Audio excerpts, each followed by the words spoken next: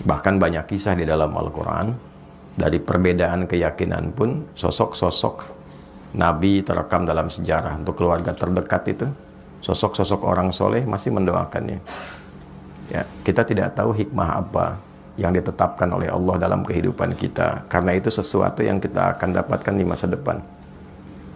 Boleh jadi ujian terbesarnya adalah konsistensi kita sebagai seorang anak untuk berbakti dengan cara yang berbeda. Sepanjang orang masih hidup, jangankan ayah kita, paman kita, yang tidak ada hubungan dengan kita pun, dia masih punya peluang untuk jadi orang baik sebelum nyawanya sampai di tenggorokan. Betapapun sikapnya kepada kita. Anda kenal Fir'aun? Bilang kenal, saya pulang.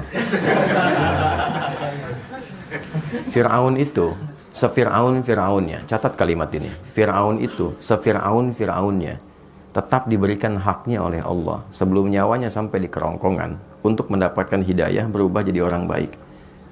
Cuma Fir'aunnya saja yang enggan. Fir'aun itu hobi bunuh orang.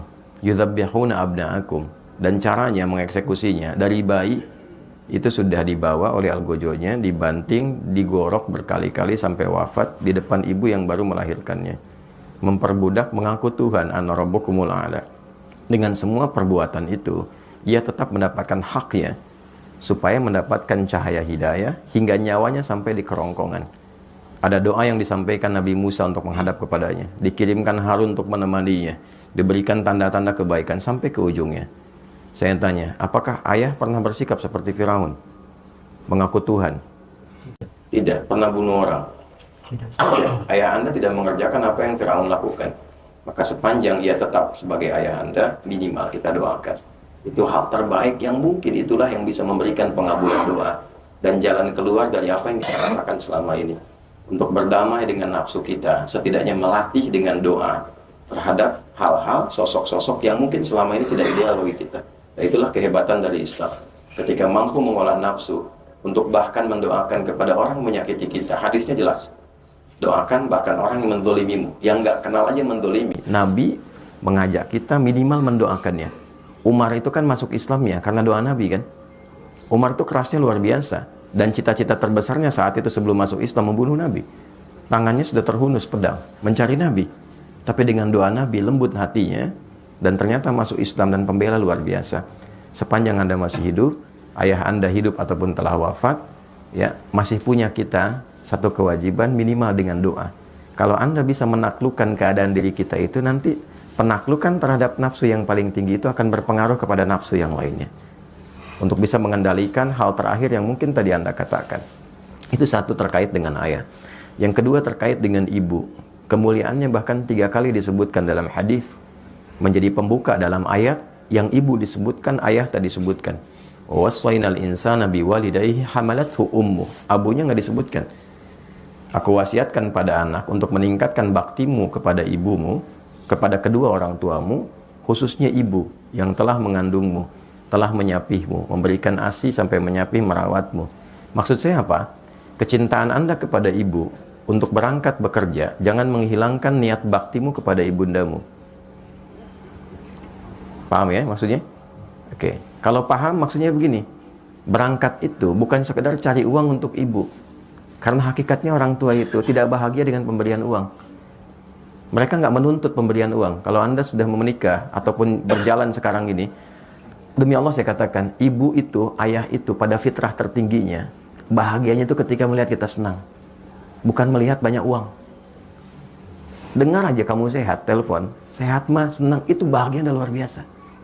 Gitu. Dan tidak menuntut balas untuk diberikan imbalan dunia.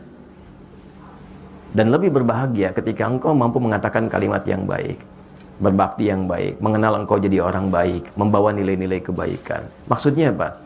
Ketika berangkat ke sini Anda lakukan karena ibu, bukan hanya mencari uang materi yang Anda bisa lihat dengan kebahagiaan materi, tapi jaga amanat-amanat ibu yang baik di situ. Jadi anak yang baik, jaga amanatnya, jaga perilakunya, dan niatkan kepada Allah untuk membahagiakan ibu. Itulah yang saya lakukan sejak saya belajar. Mencari cahaya untuk kesendirian ayah di alam kuburnya, mencari kebaikan yang bisa membahagiakan ibu selama hidupnya, dan itu yang diberikan oleh Allah pada kami saat ini. Jadi kalau Anda lihat saya seperti sekarang, itu karena cinta saya kepada ibu, sayang saya kepada ayah. Saya bisa menghafal Quran itu memegang mushaf yang ditinggalkan ayah, menghadap ke kiblat dan berdoa, ya Allah, saya nggak bisa berbuat baik dalam kehidupan ayah yang hadir di samping saya, karena dia telah tiada. Berikan saya kesempatan menerangi cahaya di alam kubur dari setiap huruf Al-Quran yang saya bacakan ini. Sampai sekarang saya jaga. Ya Allah, mohon berikan kesempatan membahagiakan ibu dari niat saya belajar yang menghasilkan sesuatu untuk menggembirakan ibunda saya. Jadi saya belajar itu karena ibu, karena ayah. Tapi cara kita belajar karena ibu, maka kita menjaga sikap. Maka ketika lahir dorongan untuk hasrat yang tidak bagus itu, klaster ketiga, maka coba gambarkan, kalau ibu saya tahu saya begini, kira-kira saya nyaman atau tidak? Ibu senang atau tidak? Maka berdamailah dengan klaster pertama, itu akan membantu Anda untuk mengendalikan pada masalah yang ketiga. Bawalah amanat ibu pada bagian kedua, maka itu menjaga Anda cara bekerja dengan cara yang baik, dan bisa mengondisikan hasrat Anda dengan cara yang baik. Dan yang ketiga, sebelum sampai kepada bab nikah, sebetulnya ada bab siam, ada bab puasa.